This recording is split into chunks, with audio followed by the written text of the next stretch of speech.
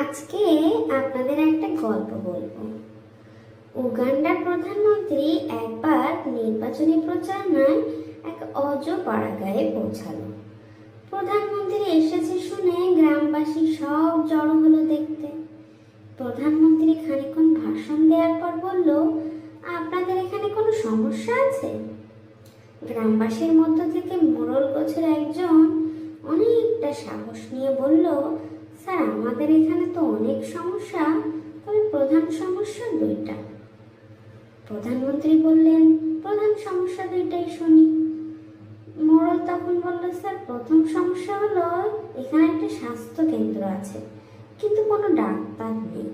শুনে প্রধানমন্ত্রী তো খুব রেগে গেলেন, কাকে যেন ফোন করে খুব হম্বিতম্বি করলেন, কড়া কড়া কথা শোনালেন।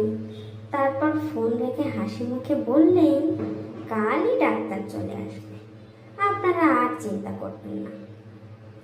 এবার আপনাদের দ্বিতীয় সমস্যাটা শুনি। মোড়ল বলল, স্যার, আমাদের এখানে মোবাইলের নেটওয়ার্কের অবস্থা খুব খারাপ। এখানে তো কোনো নেটওয়ার্কই নেই।